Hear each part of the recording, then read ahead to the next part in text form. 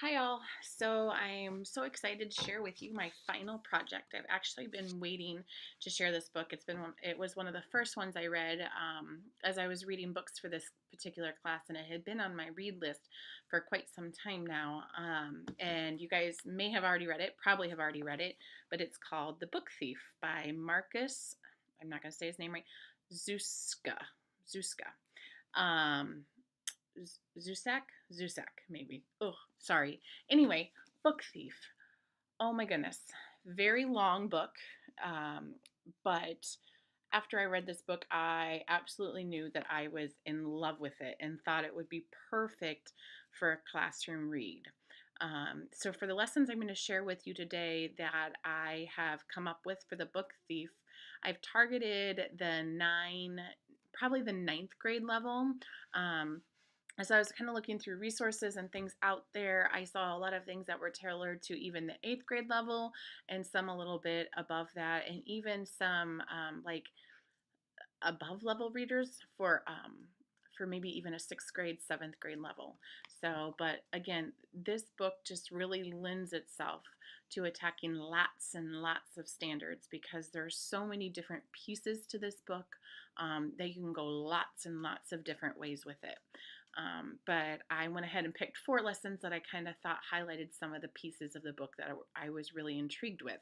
So I'm going to go ahead and get started and talk about those four lessons.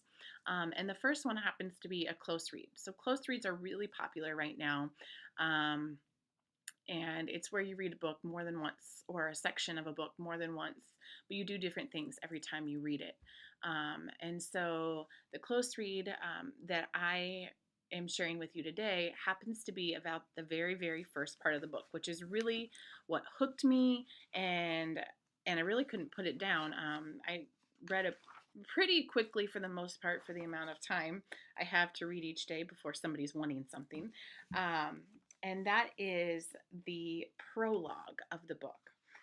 So the book is divided into different sections, which I really thought were interesting and had almost like little chapter names. But this prologue is called Death and Chocolate. And I'm not going to read the whole thing to you, but I'll just kind of read the first page here. It says, first the colors, then the humor. It's usually how I see things, or at least how I try. Here is a small fact. You are going to die. I am in all truthfulness attempting to be cheerful about this whole topic, though most people find themselves hindering in believing me, no matter my protestations. Please trust me, I most definitely can be cheerful. I am amiable, agreeable, affable, and that's only the A's. Just don't ask me to be nice. Nice has nothing to do with me. Reaction to the aforementioned fact. Does this worry you? I urge you, don't be afraid. I am nothing if not fair. And so I can kind of give you an intro to that, but I wouldn't give this to the kids, is that this book is told from the point of view of death. So death is the narrator of this book, and I haven't read a book before where the narrator was death. So again, right away, something that hooked me, that was different, that I thought, I wonder where this is taking us and how this story is being told by death. So close read of death. So as the students probably come into the classroom to start this close read that might happen on more than one day, I'm probably going to enter them with like an activity where they have to write on a post-it note or a small piece of paper an entrance ticket where they have to write down an object that they identify with, one they couldn't live without, one that talks to them. So for me, maybe my object is a favorite book, or just a piece of literature, that type of thing. And so that could be something that I identify with because it's something that I wouldn't be where I am today without my love for reading and my passion for teaching other kids about reading. And so maybe I write down book, but just encouraging the kids to silently think about an object that they don't think that they could live without, or that their identity would be lost without.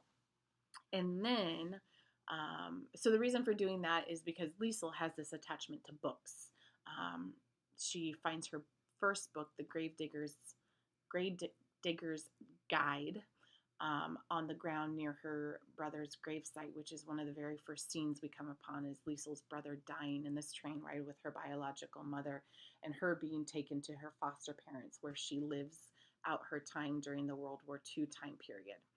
Um, and so in that first read, they would mark any unknown words. So really hooking with that vocabulary piece, because I know vocabulary is a huge piece that gets in the way of comprehension for a lot of students. And so doing a strategy where they mark unknown words. So each person would have a copy of the prologue. They would mark their unknown words. Then they would pair together and they would make a list of any words they came up with there. And they would work as a group until, as a class, we generated these list of words, and then we start to identify strategies of how to define the words, whether it's using context clues or roots or even a dictionary if we need to go to the dictionary to find a word. So really reminding of them of some of the vocabulary strategies that we've probably been working on throughout the year, of picking out these vocabulary words that they don't know and then trying to figure out what they are.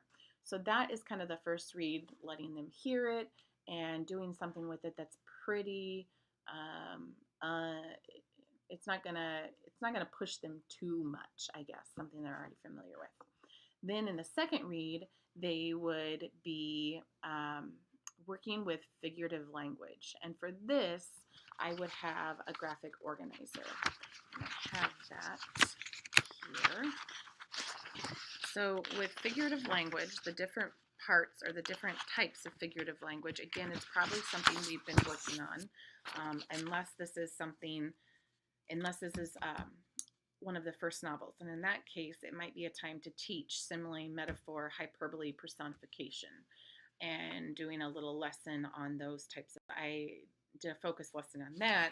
Then we would work in pairs or in groups to complete this figurative language chart just from that prologue. And so where they have to write an example from the text, and then they have to write an explanation of why they thought it was a simile, a metaphor, a hyperbole, or a personification, and what it means. What does the figurative language mean?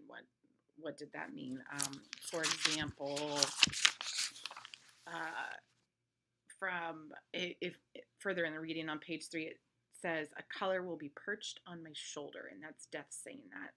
And in this case, it's personification. The author's personifying colors, that colors really can't be alive. They can't really perch on someone's shoulder, but they're comparing them to something that can, to kind of give you a visual that the color is there with that person that he picks up that has died.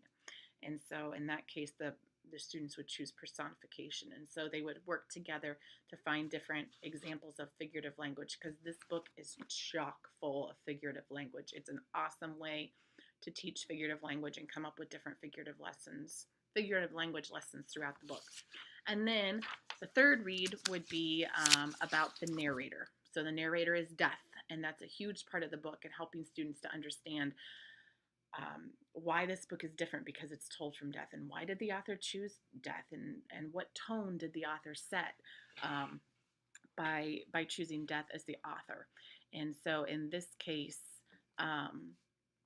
they're going to also fill out another graphic organizer, and it's right here. So if you can see that, it says what something the narrator says or does, and they have to, of course, cite their text evidence. What does that tell you about the character? Explain your reasoning. So what was your thought process? What were you thinking? And then why would the author include this, and what effect does it have on this story? So trying to really have them find evidence that leads them to the conclusion of the tone. Hopefully they get to the part where they realize this author is really setting an ominous tone, and that death is kind of a way for them to show this time period that was kind of gloom, but also a time period where people really came together and had to bond together and navigate on how to survive.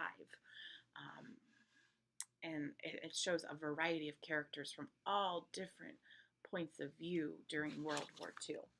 And so that would be the third read. Again, something that's probably going to take more than a day to do this lesson, but an awesome way to really get some formative assessment on figurative language and on tone. And finally, a summative lesson for that, or a summative assessment for that particular piece, would be having them write a paragraph about the impact of word choice and death as a narrator. So they have to communicate to me why the author chose death, and they have to specifically cite some of the words that they pulled out and some of the figurative language they chose and some of the words the author used and why they think the author chose that.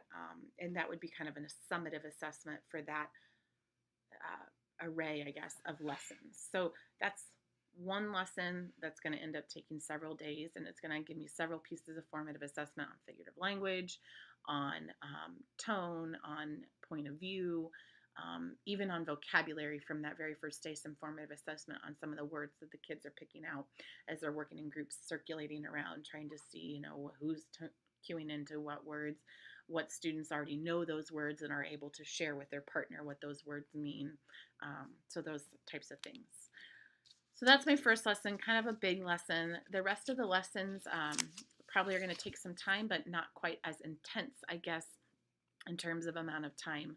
So the second lesson is a character map. So again, I shared with you the characters in this book were amazing, and the way the author portrayed these characters and the things the characters did and said and didn't do, but what we can infer really spoke to me, I guess. So using a website called Pixton. I came across this website as I was looking at different things. It's a really awesome website that allows kids to do things graphically. And so in this case, a character map can be done digitally and really enhance a traditional lesson of creating this character map. So in this case, there's even different graphics that have been created for this particular book that they can use to add to their picture and to their character. So they could work in pairs, they could work solo, really however you want to do this, but that you create a list of characters like Liesel and her stepfather and her, I shouldn't say step, I'm sorry, her foster father and her foster mother, and Max, the Jewish person that they're hiding in their basement, and her best friend, and oh gosh, now her best friend's name is leaving me, but Rudy, her best friend. And so choosing a list of characters where they have to choose the characters and they have to put certain things in their character maps, such as their personality traits. They have to put their relationship to the other that character's relationship to the other characters in the book. They have to put any important quotes from that character. So this is probably an activity we've done as we've read quite a bit of the book. And then also that character's connection to the theme of survival. So how does that character that your group has connect to the theme of survival? And finally, changes in characters over time, because one of the standards at the 9-10 grade band is that they really need to see how that character evolves over time and how the character pushes the story along over time and how the themes develop over time within this character. So really decided to pick one theme because there's multiple themes in this book, but the theme of survival, because all the characters had to deal with that theme, but how in particular does that character work with survival? So that's the second lesson. The third lesson is an activity that focuses on a 13-page book that was written by Max. And he was the person they were hiding in the basement. And he took the Mein Kampf written by Hitler and he literally painted over the words in the book and created his own story. And he had a love and a passion of writing. And he didn't really have a lot to do with his time down there. And him and Liesel developed this amazing bond, and he plays a vital role to this book as well. But where the kids have to develop their own 12-segment storyboard, and they have to create a theme of their life and a theme of a lesson that they've learned, and they have to create a 12 scene on a digital storyboard, and they have to illustrate. Sketchpad would probably be the best one to do this with, but they have to illustrate their theme of their life and unless their life along the way, and then also talking about Max's theme and what Max's life has been all about. finally, the fourth lesson is a lesson about one of the major pieces in the book, and that is World War II.